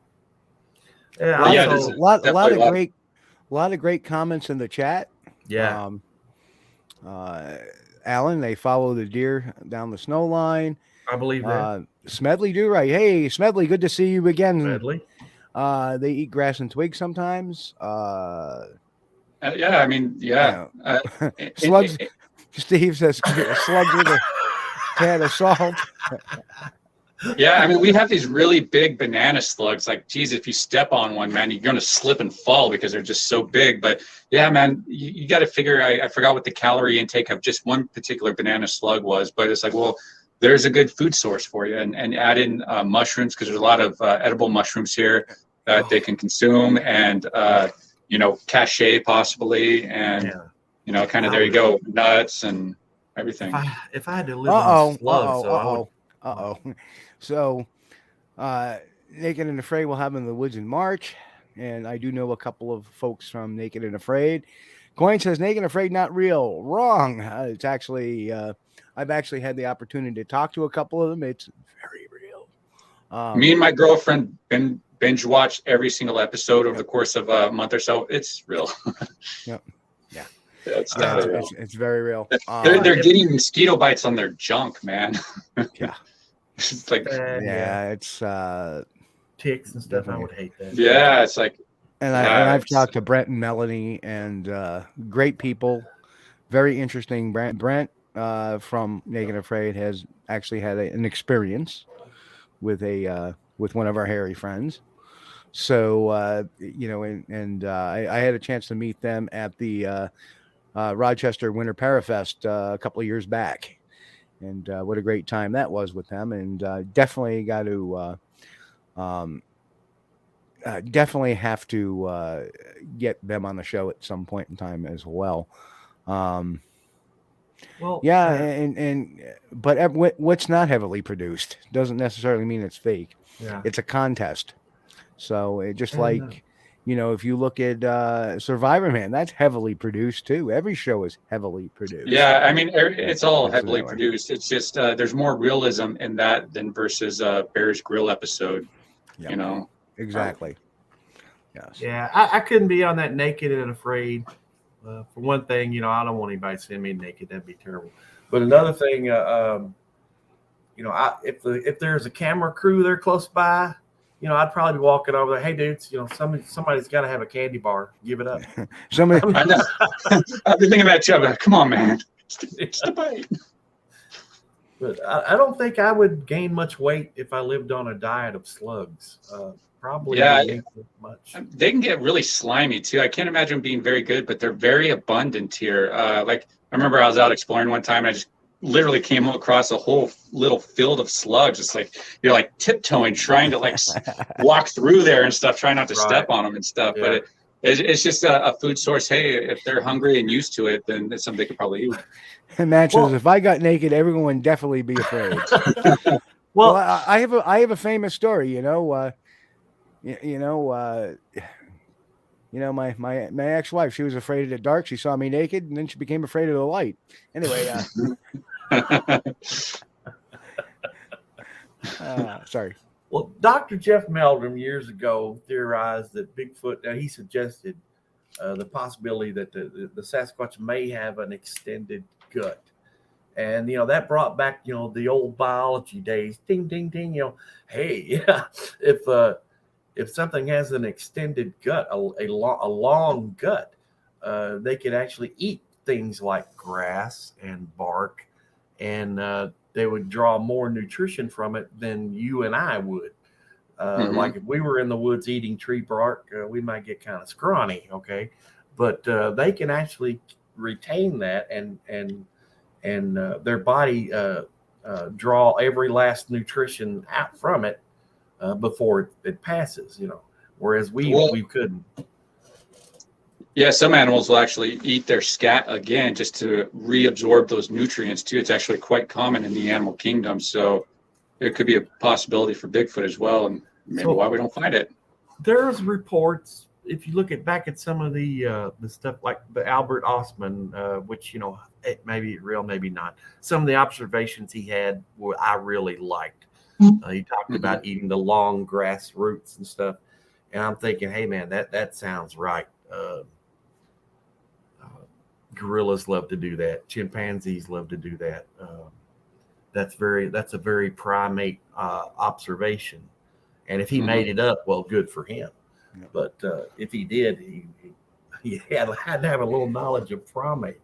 Life as a Flyway has said, I've been noticing wood knocks accompanied with deer. Now, is it possible that a deer with a rack could be causing those tree knocks?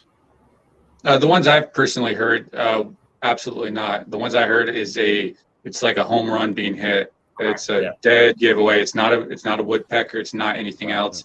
It has to be. It's not a tree hitting another tree randomly. It's not.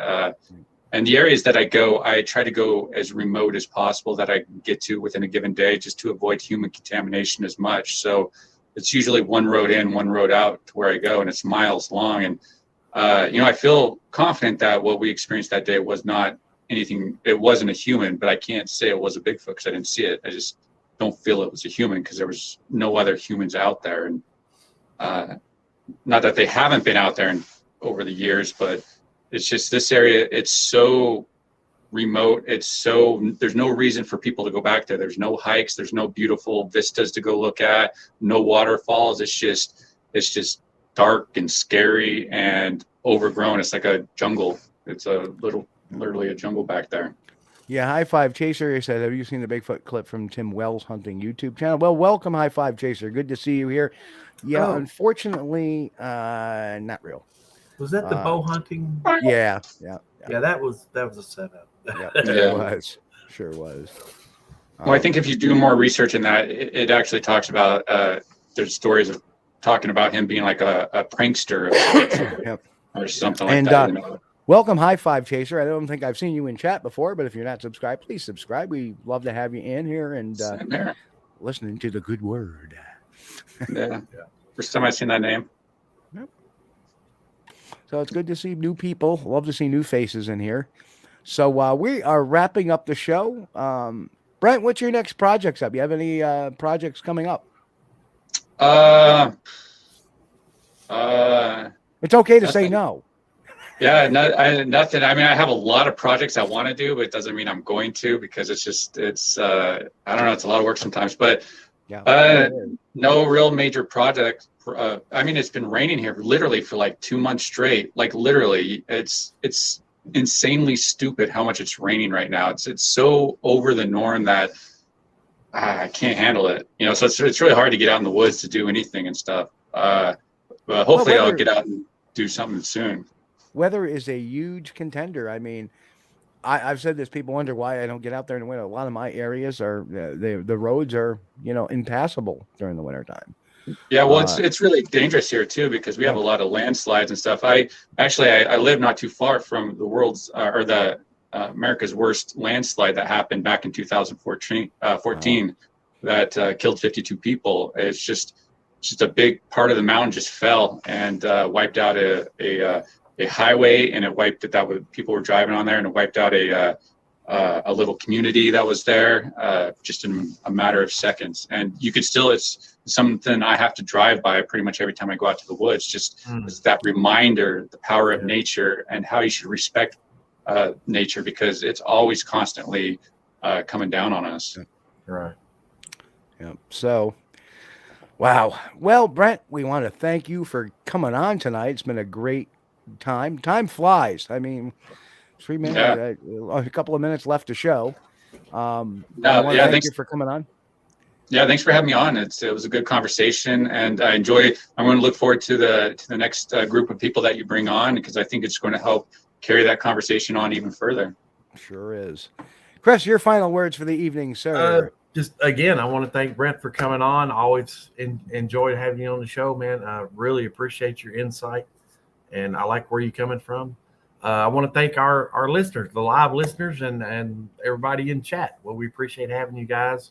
I always said, and I'll always continue to believe, we have the best listeners, best viewers, and the smartest people in chat of our show. I mean, you guys are great. We appreciate having you. Thank you for spending some time with us. If you're watching on YouTube, if this is the first time watching, give us a like, give us a share, subscribe. We appreciate it. We don't do any paid advertisement stuff. We count on the algorithm. So, you guys were supposed to be paying me $1,000 for tonight's show. We're trying to build a channel. How would you like that? By check, money order, Bitcoin? oh, that was the same line of questioning I did Thanksgiving. You can make money in this subject, folks. Just make sure you have a camera. And that was a funny thing on that one. Now I'm thinking about it, we didn't even get the questions. Well, what kind of camera did you use? There were so many questions I had, but he dipped out too early, which is unfortunate. Yeah. But he scared him. And yeah, guys, make sure you hit that like button on the way out. Appreciate it. It helps us with the algorithm, helps us with the search engines. So does a lot for us. And guys, we'll be here next Sunday night. Of course, we have the greatest audience. For those listening on our affiliate channels there, we'll be dropping this probably tomorrow morning on Amazon Music, Audible, iHeartRadio, Spotify, Pandora, Anchor, Castbox, Stitcher, all the other places, the Apple Podcast, Google Podcast, all those. If you guys are listening over there, listening to the audio broadcast, come on over to squatchdtv.com. It takes you right to the YouTube channel, and you can see what you're listening to in person. We appreciate if you're listening to us on podcast and you have the opportunity to swing by and visit us live, we'd love to hear from you. Come on in the chat. Say, hey, I'm usually a podcast listener. Figure I'd stop in and say hello. We'd appreciate and give you some love back. So, folks, again, have a great week, safe week. Be well, be happy, and God bless. And, of course, keep on squatching. We'll catch you here all next week, 9 p.m. Eastern, squatchdtv.com. Catch you later. Hey, folks, you've been watching Squatch-D TV. Join us each week, Sunday night at 9 p.m. Eastern, for the latest on the Bigfoot mystery. As always, we thank you for being our loyal viewers and encourage all to subscribe to our YouTube page at youtube.com/Steve Kulls. As always, have a great week. Stay safe. God bless. And keep on squatching.